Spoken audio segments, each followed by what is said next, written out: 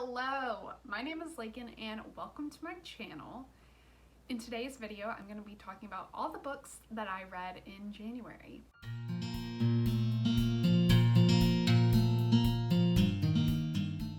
So January went by so fast. It feels like 2021 is wanting to get away from 2020 as fast as possible, which I don't blame them at all. So January's done. We're now in February. Still can't believe that, but somehow within that quick month, I was able to read 10 books. So without further ado, let's go ahead and start talking about them. So this video isn't 4 hours long. So I read 10 books, 9 of them were audiobooks and 1 was an ebook, and I ended up DNFing 2 books this month. So let's go ahead and start with the books that I DNF'd. And the first one is Ready Player 2 by Ernest Cline. This one was a big disappointment. Before I DNF'd it, I ended up looking up some spoilery reviews to kind of see if this was even going in a place where I'd even want to continue reading it, because I didn't want to, but if it was going to be able to turn it around and make all of this worth it, then I would stick it out, even if it was like at the end of the day just going to be a 3-star book, which isn't a bad rating, but you know what I mean. Especially when I gave the first book 5 stars. I love the first book so much. Didn't think it needed a sequel, but I was open-minded, and I don't know what Ernest Cline did, but he basically just retold the first story, but took all of the excitement and wonder and just like passion out of it. And he made our character a snivelly little whiny boy who just had way too much control and was very immature with his emotions and stuff. And he, to me, was being set up like the villain. Like Wade Watts was going to be the villain of this book. And so that's what I was looking for. Like, I'm okay with not liking the main character. Like, I'm okay with that as long as it's justified and it makes sense. But no, apparently we were supposed to love him, because things I read in the spoilery reviews was like, oh, he's not the villain. He's the good guy. He's the one we're rooting for. And he doesn't have an arc. Okay, cool. Definitely want to read that. So, yeah, DNF'd this. I'm just going to pretend it doesn't exist and just live in my own bubble that Ready Player 1 is a solo book that lives off on its own in 80s bliss. The second book I DNF'd, I don't have as many strong feelings about. I just got bored with it, and that is The Starless C by Erin Morgenstern. This one, I was enjoying it, sort of.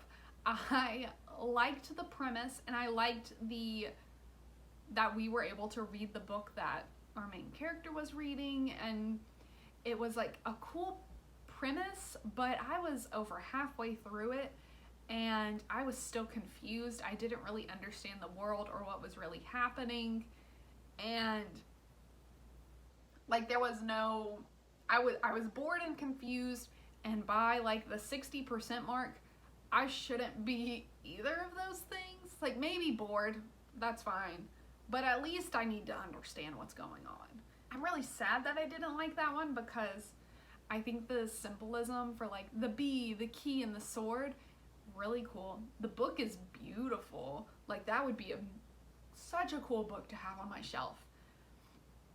So I wanted to like it for those things, just so I can have those types of things in my home, and maybe I can. You know, I can have a pretty book just because it's pretty.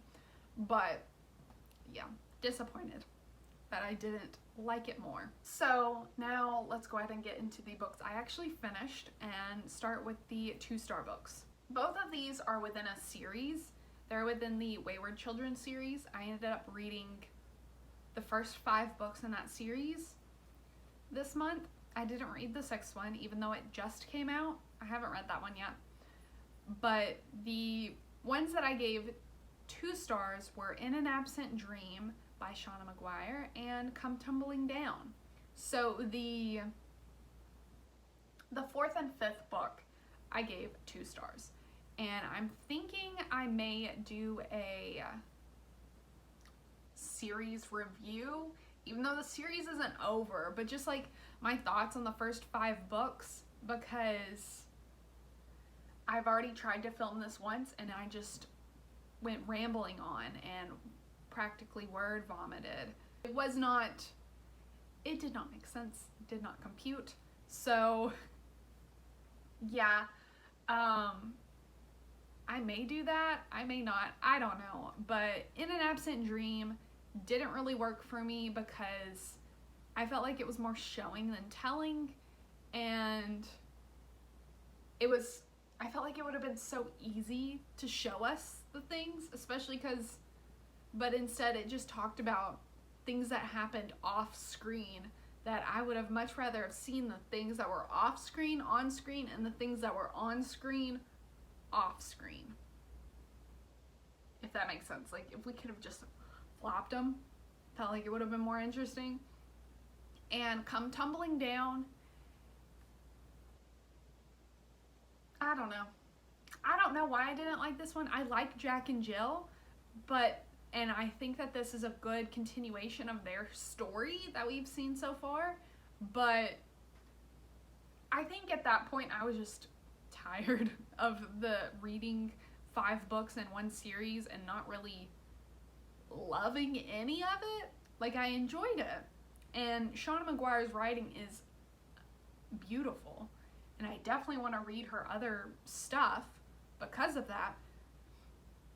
But I guess it was just like nothing was groundbreaking, and at that point that's all I was reading. So I think that's why I gave that one a 2-star. So I guess we can go ahead and move on to the 3 stars, which within the series of the Wayward Children, we'll go ahead and get those out of the way. I gave 3 stars to the first one, Every Heart a Doorway, and the third one, Beneath the Sugar Sky. So, yeah. My main thing with Every Heart a Doorway that I really liked was that our main character was asexual. And for some reason, I never thought that a character could be asexual, which is ridiculous. You know, there's asexual people out there. But it just, like, I'm so used to reading romances and, like, always, like, being forced a romance into things that there doesn't need to be a romance in, that it was just nice. And it was nice to, like, see someone who's kind of like me and just, like, existing. Now, I wish she had more of a personality than just being asexual. She was very boring, like a statue, which I guess for her is very fitting, and the world she goes to makes perfect sense. So maybe that's what Seanan McGuire was doing, and if so, bravo. And Beneath the Sugar Sky, I felt like it kind of broke the world a little bit with the doors and the going back and forth and stuff like that, but they were fine books, you know? I enjoyed them for the most part. The next book I gave 3 stars was Cinderella is Dead by Kaylnn Bayron. I liked this book. I enjoyed my time reading it. It was a really fast read, and it was fun. It was easy to just get swept up into it. Now, you can't think about this book too much. There are some plot holes that I was like, oh, what? That doesn't make sense. What is going on? And also, a lot of the things like just felt like didn't make sense fully, but if you don't think about it, it's just a fun read, you know? It has some insta love in it, which is a little jolting in this book, and it also, but the things I loved about this book is the characters felt like actual teenagers and not like 20-year-olds shoved in a 16-year-old body. And also it was like very unapologetically itself. I hope that makes sense, but it was just like very much like, yes, this is the book, this is the story, this is it. The way that it just took the Cinderella story, whether you've read the original one, like the fairy tale one, or you've watched the Disney adaptations, or you've watched countless other adaptations, this book completely flips that story up on its head, and I think that was my favorite part. The reason it's a 3 is because of the like jarring parts where it was like, okay, I'm trying not to think about this, but I am. This doesn't make sense. I feel like if I was younger, this book would have been a 4 or 5 star. You know, I'm definitely wanting to like pick up more books like this. Like if I can find more fairy tale retellings that twist the fairy tale up on its head this much, like that's so exciting. And I don't know, I loved that part of it. And then the next book that I gave 3 stars to was Monet. I don't know who it's by, but it's a graphic novel about the life of Monet, the artist, who kind of sort of founded the Impressionist era or whatever. But yeah, it was fun. Monet is not my favorite artist, but I like his work, and I enjoyed getting to kind of see where it came from and how it evolved from his beginning works to his works that he's essentially famous for, you know, the Impressionist paintings. So it was interesting to see that and his life throughout it. So it was just a solid, decent graphic novel that was fun to read, and the art in this was beautiful. I think I liked the art in this better than I like the originals, which, yeah. So let's go ahead and move on to the 4 stars, which the first book that I gave 4 stars to was actually the first book I read this year, and that was Barracoon, The Last Black Cargo by Zora Neale Hurston. And this was really good. This is a nonfiction about the life of, I can't remember his name. I'll put it up on the screen. But it's about his life and how he is basically the last survivor of the last cargo ship that brought over slaves. Especially because Zora allowed his voice to be left in the story and didn't change the way he said things or changed his like meaning of things to help us understand it more. It was just like, this is his story, this is how he told it, this is how you're gonna hear it. And I just liked that. I felt like I was like really diving back into time with it, which is what I love in these types of things. And the next one that I gave 4 stars to was Down Among the Sticks and Bones by Seanan McGuire. This is the second one in that series, so this was my favorite one. And it's the backstory of Jack and Jill, and I thought this one was like the best one, obviously because I rated it the highest, but like it just fit everything it needed to in the story without leaving things out or rushing through things too much. You know, some of it was rushed, but you know, it was able to feel like a whole story within the short amount of time. And I also really enjoy Jack and Jill, and just being able to see how these 2 different people found this perfect world for both of them in 2 very different ways. And then the last book I gave 4 stars to was Bad Feminist by Roxane Gay. I've seen a lot of people reading this lately, and I was hesitant to like pick it up. I'm glad I picked this up. It was really good. Trigger warnings for sexual assault and rape, but she handles it very well, and she handles all the discussions she talks about, in my opinion, well, and she states her opinion, and you might not always agree with it, but it doesn't feel like she's like telling you this is the right way, this is the wrong way. Clearly, like, the whole book is basically about just trying to live this feminist lifestyle while also just being a human and allowing yourself to make mistakes and not always be perfect or right about everything. And so it was really good. I definitely recommend the read, especially if you were like, maybe not. If you were like me, and you're like, I don't know, like, I would say try it. And then the last book, I gave it 5 stars. So my first 5-star read of the year and my only 5-star read of January, and that is The Southern Book Club's Guide to Slaying Vampires by Grady Hendrix. This book, oh my goodness, I loved it so much.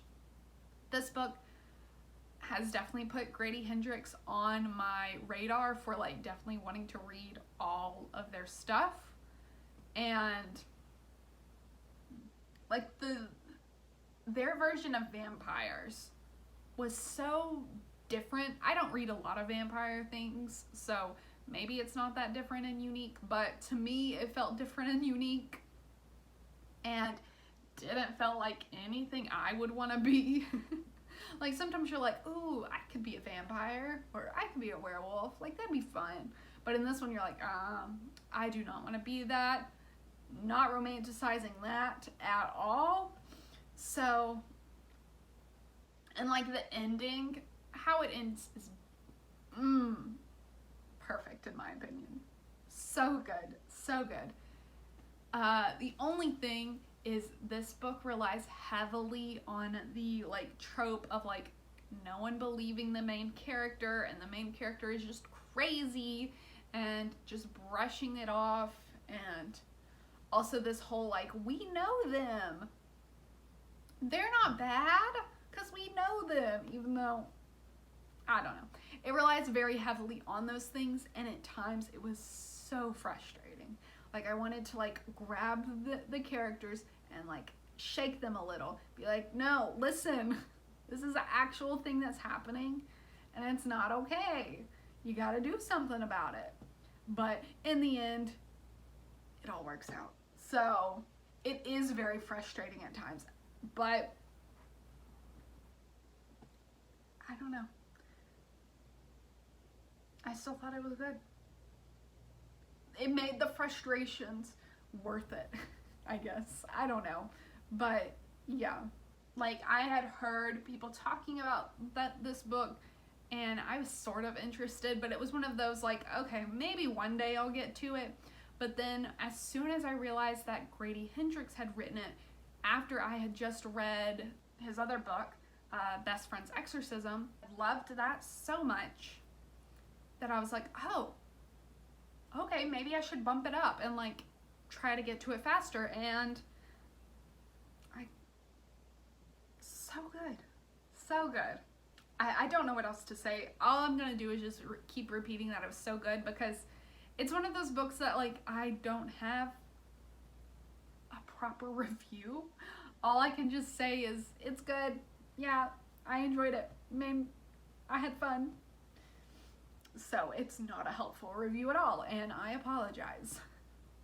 But that is where we're going to be ending this reading wrap up. 10 books.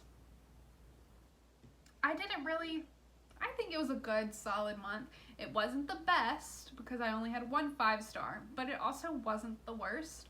I still enjoyed a lot of the parts of everything I read, except for Ready Player 2. Didn't enjoy anything about that.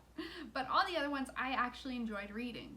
And so I say that is a decent win. But yeah. Let me know if you've read any of these books that I read this month and what you thought of them. And also just let me know about your January wrap up. Yeah, I want to know. I'm curious. So thank you so much for watching. I hope you have a great morning or evening whenever you're watching this, and I will see you in the next video. Bye. You want to come here?